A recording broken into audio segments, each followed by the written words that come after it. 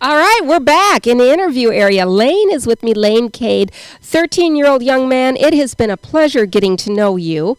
From Westby, how you doing this morning? Good. Okay, Good. you're here all by yourself this morning. Yep. Mom got called into work. Yep. So you do what you need to do. You got a ride here, and thank you for making that effort. No problem. From Westby this morning, so your mom, Chris, is out on the road Yep. doing what she needs to do. How you feeling? Feeling good. Okay. All right. So where does the story begin with, well, first of all, you're a hero. Congratulations on that. Thank you. And you guys are doing an awesome job. So how does your illness begin here? What's going on with you? It started in July 19th of last year, and it was like really weird for how this usually starts. The cancer I have. And what kind of cancer do you have? Acute lymphoblastic leukemia. Okay. So it's weird how it started. My nurse said, this is usually not how it starts, is where my right elbow swelled, then my left, and then my right again. And we thought it was just Lyme's. Right, because you would think that would be your first thought.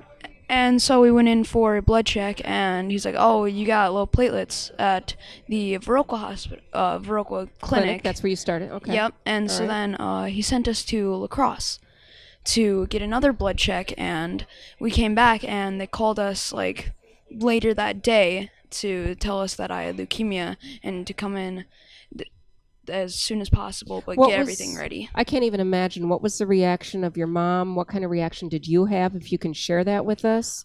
It was just kind of just shocking. I didn't know what to do. I was just kind of just standing there.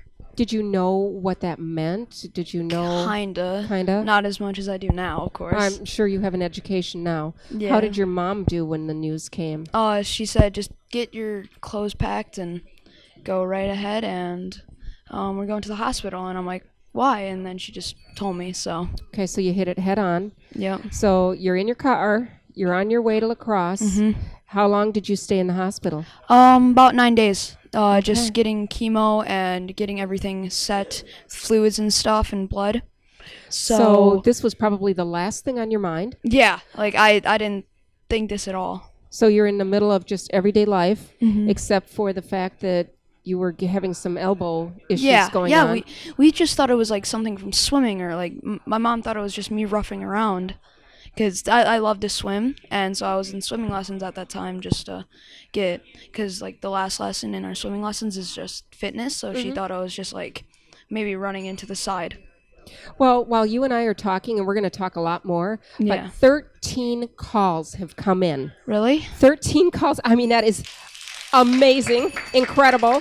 608-784-KIDS 5437. It's the Blood Center of Wisconsin phone bank. That is the number to call. We have the team from Dynamic Life Cycle Innovation, and they are doing a great job. Listen to them.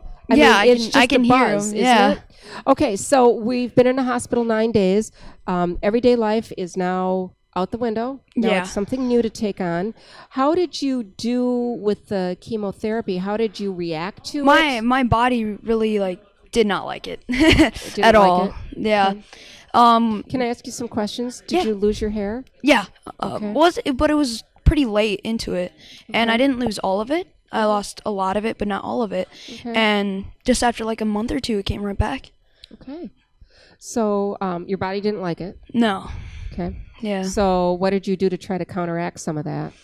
I just get some Benadryl or some type of medicine like that to try and get rid of the upset stomachs, the headaches, stuff like that. That's just stuff that no kid should have to have. Yeah.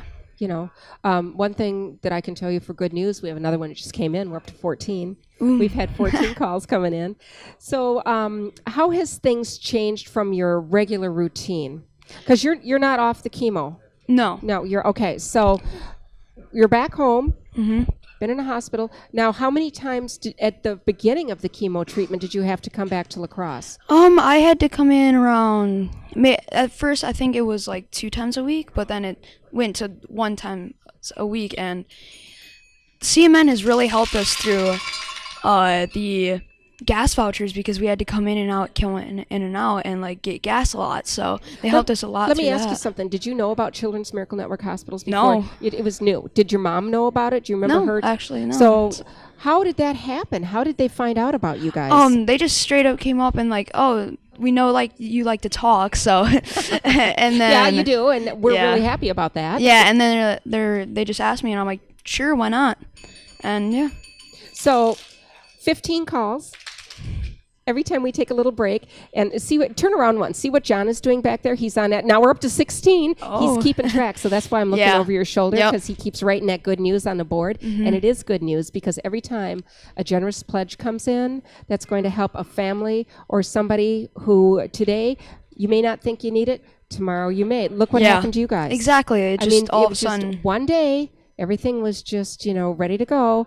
And then the next day, you're in the hospital 9 days. And now you're making weekly trips and monthly trips. Now, where are you at now with your treatment? I have to go every other week, but I'm not getting chemo every other week. It's just blood checks, and I believe it's only once a month I get chemo or a spinal tap.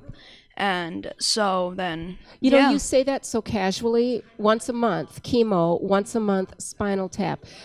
There's a lot of people that actually have so much anxiety just getting the flu shot every Yeah. year. And that's Like, fine. I- mean, anxiety is a real thing, and I understand that. But when you can sit there, look at me, and say, yeah, I only get a spinal tap like once, that's just, to me, that is mind-boggling. The reason I just like say it so casually is because actually at the beginning I'd have to give it every other week. So then I was like, and I'm under for this. They put me under anesthesia or something like that. Right. And then, so I don't feel anything until like afterwards.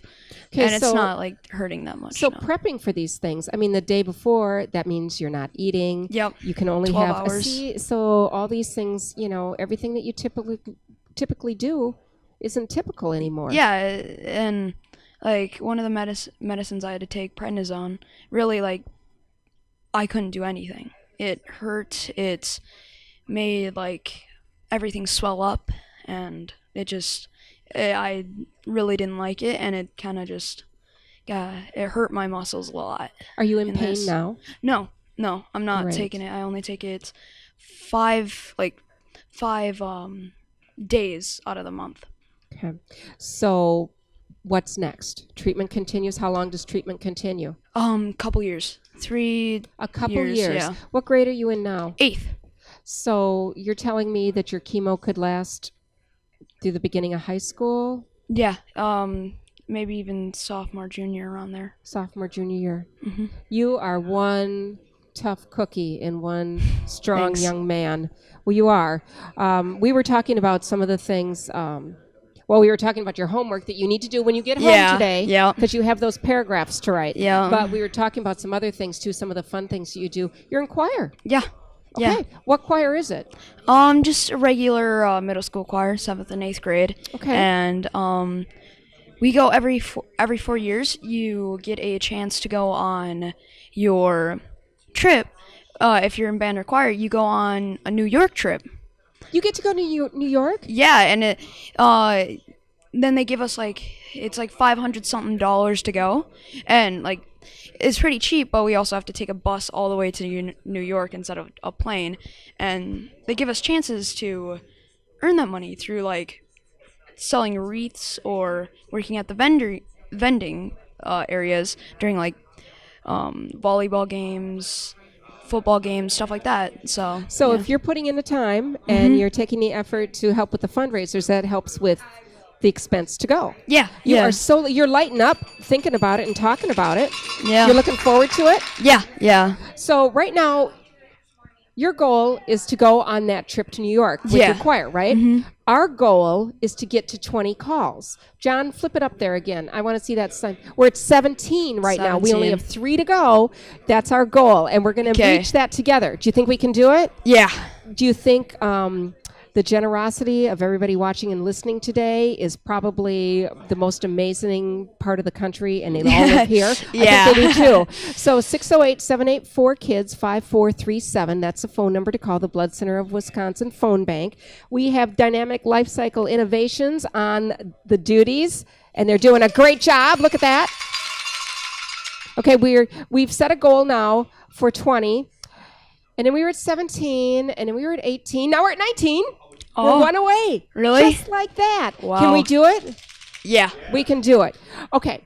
What would you say to someone who's making the decision to call with a pledge? What would you say to them if they're really having a tough time making that decision? It helps so much. Like, but me and my family we're kind of poor, I guess. And like it's helped so much with like the gas and food. My mom, like, all she could think about was me when we were at the hospital, and they're like, "Oh, have some food vouchers." And my mom, like, they kept giving her food vouchers, so then she wouldn't have to like worry as much about like, "Oh, you have to do this, you have to do this," and she could just go and get something to eat finally. How did that make you feel that your mom was feeling better about things? Very good. It was just kind of stressful of her like not knowing what's going on, not knowing how I feel and stuff. So Your mom's pretty worried about you, and she's not taking care of herself, because what we do is we take care of our kids. Mm-hmm. And did that make you worry a little bit? You Yeah. thought maybe mom wasn't paying enough attention to herself? yeah, Okay, so But- something like a meal voucher, and sometimes you think a $5 meal voucher, not that big a deal. Big deal. yes, very. And what was one of the most favorite things that she went down to get? We got it. We got the 20. Got the 20. We did it. Yeah. We did it. What was one of her favorite things that she got at the cafeteria? She just really just bought a lot of chili and A coffee. lot of chili, a lot of coffee. Yeah. Well, you know what? 13 years old. I mean, I feel like I'm sitting across from an adult. Thank you Thank for you. being you. Thank you for taking care of yourself and your mom. Because I Thanks. think you take care of your mom too. Yeah. Yeah, and that's excellent. And you give her a huge hug when you get home 'Kay. from all of us. We appreciate it so much. And you keep taking care of yourself, and please keep us updated what's happening. 'Kay. Okay, you're a hero, so I know we're going to bump into you a lot. Yes. Well, you really are a hero too. Thank you. All right, Lane Cade from Westby. You're listening to the Children's Miracle Network Hospital's Radiothon, a service of the La Crosse Media Group.